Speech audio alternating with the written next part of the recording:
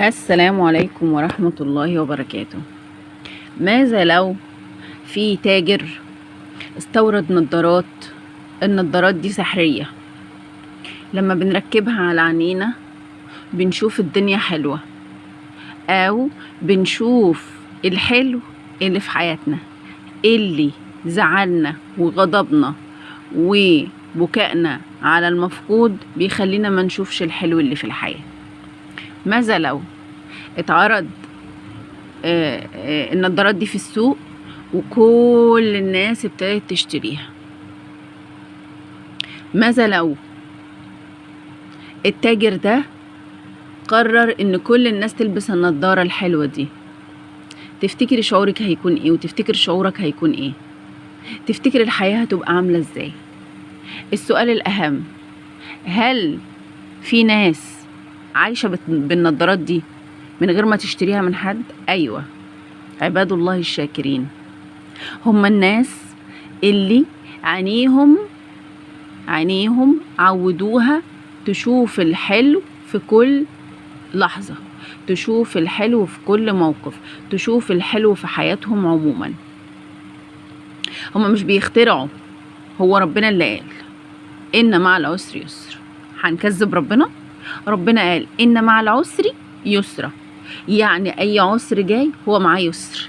الناس دي سواء بقى اللي اشترت النظارات اللي احنا بنفترض إنها تبقى موجودة، أو اللي طبيعتها أصلا كده، الناس دي بتعرف تشوف اليسر في قلب العسر، ولما بتشوف اليسر اللي في قلب العسر بتعرف تركز عليه فيكتر، والعسر يهدى، لأن اللي هتركز عليه هو اللي هيعلى.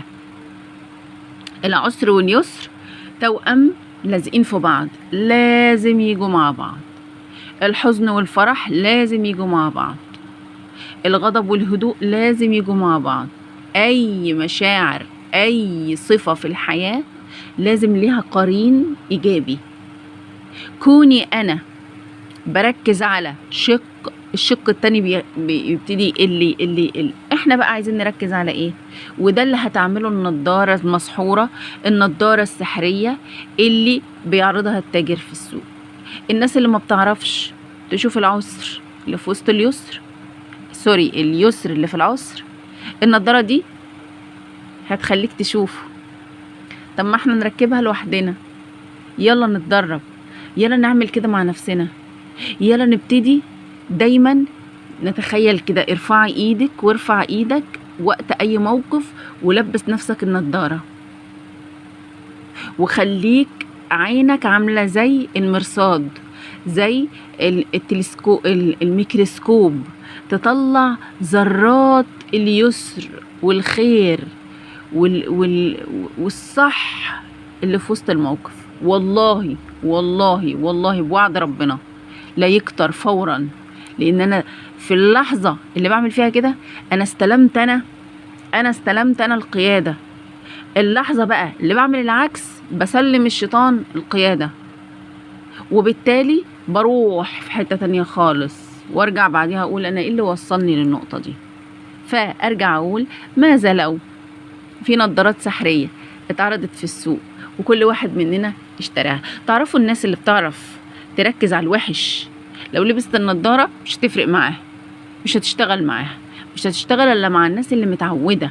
بالعكس، الناس دي هتنتقد النضارة وتقول لك يا عم انت عايش في دنيا تانية، يا عم عايش على الارض، هي دي الارض اللي ربنا قالنا اهبطوا فإما يأتينكم مني هدى فمن تبع هدايا فلا خوف عليهم ولا هم يحزنون. هو ربنا اللي قال كده. الأرض فيها الخير والشر، فيها من كل شيء خلقنا زوجين. انت مركز على ايه؟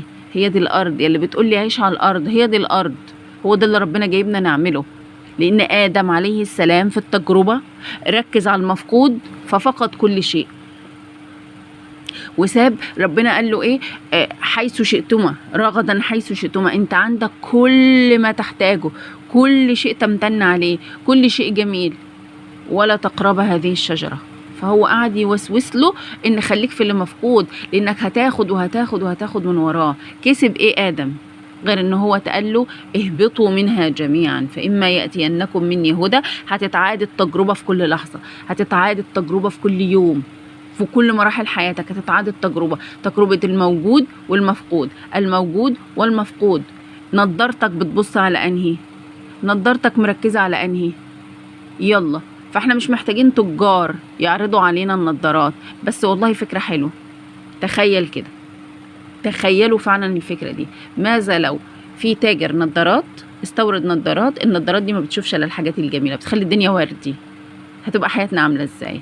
الناس المريضة هتتشافى، الناس المعلولة اللي حالتها النفسية وحشة هتتشافى لو لبست النضارة دي. انا بقى بايدي البسها، انا بايدي البسها، والدنيا هتحلو وهتبقى مفيش بعد كده. وربنا قال ولئن شكرتم لأزيدنكم. هشكر ازاي؟ لما اركز على الحلو. طبيعي، من طبيعة البشر لما بيشوف حاجة حلوة بيمتن ليها، ده طبيعي، ده اصلا في فطرتنا. بس لما بيشوف، لما بيركز، لما بياخد باله، مش ملخوم ومنتبه ومركز تركيزه على الوحش، عمرك ما هتدرك الحلو اصلا. هي دي الرسالة، هو ده التحدي، هي دي اصلا وجودنا على الارض. انت مركز على ايه؟ الا عبادي، الا عبادي الشاكرين. والسلام عليكم ورحمة الله وبركاته.